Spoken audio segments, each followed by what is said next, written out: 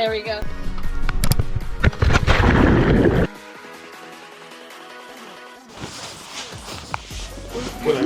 I'm Natalia. And I'm Stephen. And we're a carry-on couple. We're keeping this simple. First, how the flights came out to $200 each. And then what we actually spent once we landed, so you don't have to guess.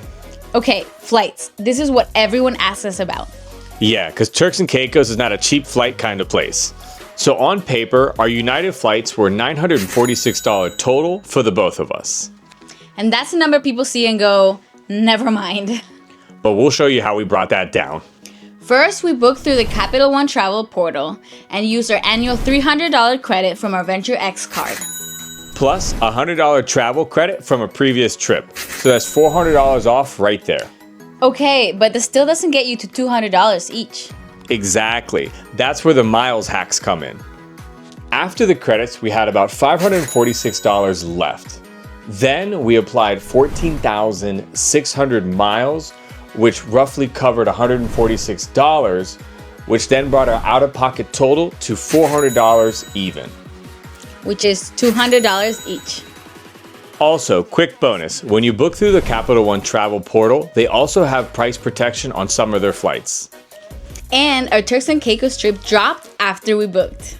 So it's actually $100 in travel credits we got back for our next trip. That doesn't always happen, but it was a nice surprise. Okay, so getting there was a win. Now let's talk about what the trip actually costed once we landed. If you only care about the total, here it is. Drum roll, please. On this trip, we spent in total $2,000.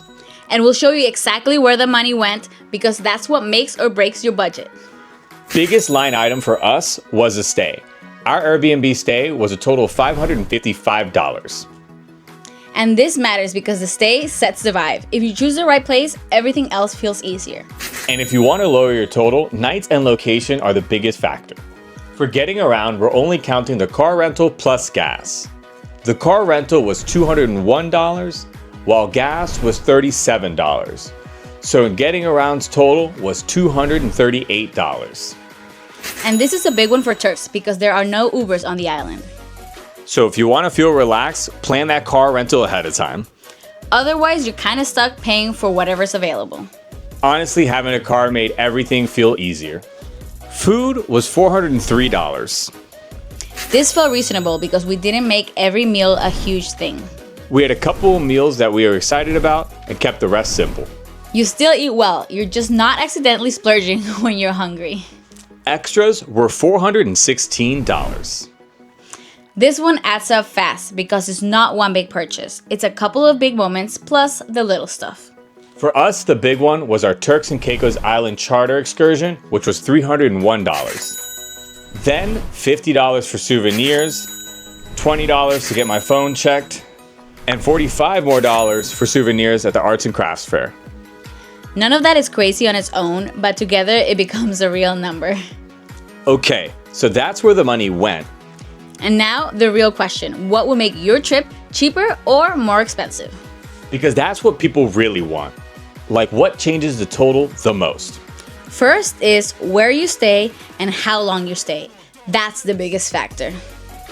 2 nights versus 4 nights changes everything. Second is where you eat. You can make every meal an event. Or have a couple special meals and keep the rest simple. And third is what you choose to do and who you book it with. Because booking choices can change the price fast. So don't start with how much does Turks and Caicos cost? Start with what kind of trip do we want? And then your budget gets way easier. So if you're planning Turks and Caicos, here's the simplest way to budget it. Decide your stay, decide your food style, and decide your must-dos. And then you're basically set. Based on what we spent, our Turks and Caicos trip was around $2,000 total.